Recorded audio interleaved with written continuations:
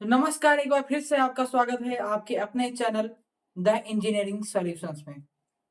तो आज की इस वीडियो में हम बात करेंगे कि आपकी क्लासिफिकेशन में एक प्रकार की जो मेन मैट्रिक्स होती है और बची थी, जो कि है आपकी इनवर्सिबल मैट्रिक्स। कुछ मैट्रिक्स ऑपरेशंस जैसे matrix addition, subtraction, scalar multiplication की बात करेंगे और इसके अगले वाले वीडियो में हम बात करेंगे the multiplication of the matrices. तो देखते हैं, जो लास्ट आपकी मैट्रिक्स बची है वो है आपकी इनवर्सिबल मैट्रिक्स। ठीक है, तो देखते हैं होती क्या है आपकी इनवर्सिबल मैट्रिक्स।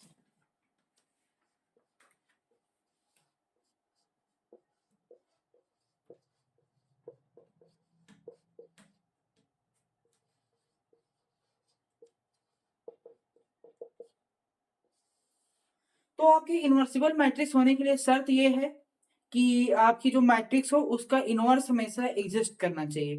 तो इनवर्स एग्जिस्ट करने के लिए, आपके मैट्रिक्स का इनवर्स एग्जिस्ट करने के लिए भी कुछ कंडीशंस होती हैं, जो कि एक फॉर्मूला होता है कि inverse of any matrix is equal to adjoint of the matrix upon the determinant of the matrix. ठीक है, तो इसमें अगर कोई मैट्रिक्स इनवर्सिबल है अर्थात तो उसका एडजॉइंट भी एग्जिस्ट करना चाहिए और उसका डिटरमिनेंट भी एग्जिस्ट करना चाहिए। जैसा कि मैंने आपको कल बताया था कि कोई भी मैट्रिक्स सिंगुलर और नॉन सिंगुलर मैट्रिक्स, ठीक, तो होता क्या था, सिंगुलर मैट्रिक्स में डिटरमिनेंट ऑफ मैट्रिक्स जीरो होता था, नॉन सिंगुलर मैट्रिक्स में आपका डिटरमिनेंट ऑफ मैट्रिक्स क्या होता था, जीरो नहीं होता था। तो अर्थात आपका जो मैट्रिक्स के इनवर्सिबल होने के लिए आपका जो डिटरमिनेंट ऑफ मैट्रिक्स है वो जीरो नहीं होना चाहिए। अर्थात क्या है कि आपकी जो मैट्रिक्स हो तो इनवर्सिबल होने के लिए तो सबसे पहला शर्त है कि आपकी मैट्रिक्स नॉन सिंगुलर होनी चाहिए। ठीक, तो इसकी जो हम शर्तें हैं ये लिख लेते हैं और देखते हैं कि क्या होती है इनवर्सिबल मैट्रिक्स। इनवर्सिबल मैट्रिक्स क्या है कि a matrix is said to B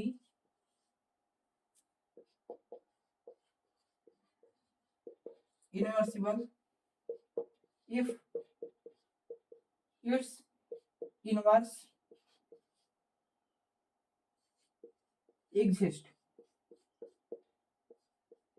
okay, अब इनवर्स एग्जिस्ट करने के लिए क्या होता है कि ए इनवर्स का फॉर्मूला होता है, A inverse is equal to adjoint of your matrix, let's say your matrix is A upon the determinant of matrix।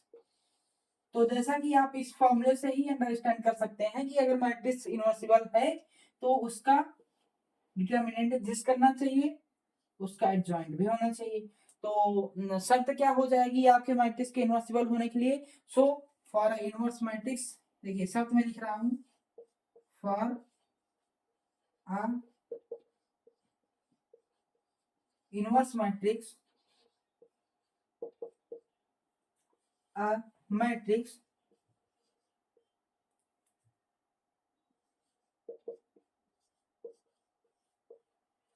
should be non-singular, non-singular। ठीक है, तो ये आपका आपके किसी किसी क्वेश्चन में जब आपको इनवर्स निकालने के लिए देता है तो उसमें आपकी चेक करने के लिए देता है कि ये आपके मैट्रिक्स का इनवर्स एग्जिस्ट करता है कि नहीं करता है। तो उसका सिर्फ एक ही रास्ता होता है कि आप कैसे चेक करेंगे ये आपकी मैट्रिक्स इनवर्सिबल है कि नहीं। आप उसका डिटरमिनेंट निकालेंगे, डिटरमिनेंट आप आगे हम क्लासेस में देखेंगे। तो अगर उसका डिटरमिनेंट जीरो है तो फॉर्मूले से देखिए, अगर ये जीरो हो जाएगा तो ए इनवर्स की वैल्यू आ जाएगी इनफाइनाइट। ठीक है, तो आपका इनवर्स एग्जिस्ट नहीं करेगा। तो हमेशा आपके मैट्रिक्स के इनवर्सिबल मैट्रिक्स होने के लिए आपका डिटरमिनेंट ऑफ मैट्रिक्स जो होता है वो नॉन जीरो होना चाहिए। तो ये थी आपकी इनवर्सिबल मैट्रिक्स। जो लास्ट मैट्रिक्स थी, एक आपकी कॉम्प्लेक्स मैट्रिक्स होती है। कॉम्प्लेक्स मैट्रिक्स में क्या है कि आपका जो एलिमेंट है वो एक कॉम्प्लेक्स फॉर्मेशन में होना चाहिए। ठीक, और कॉम्प्लेक्स मैट्रिक्स के आधार पर हम दो प्रकार के प्रकार से मैट्रिसेस को बांटते हैं, जो कि है Hermitian matrix and skew Hermitian matrix. जैसे कि हम ट्रांसपोज के बेसिस पे बांटते हैं, उसका क्लासिफिकेशन करते हैं।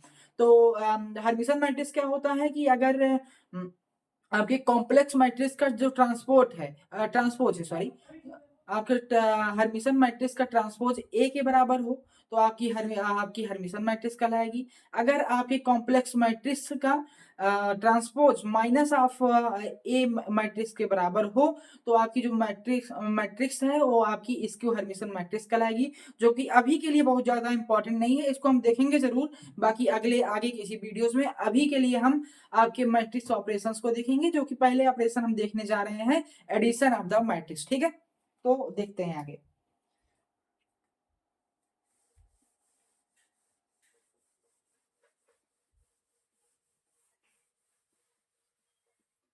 ये अब आपकी टॉपिक क्या है, ऑपरेशंस। ठीक है, ऑपरेशंस ऑफ द मैट्रिक्स। आपकी टॉपिक क्या है, ऑपरेशन।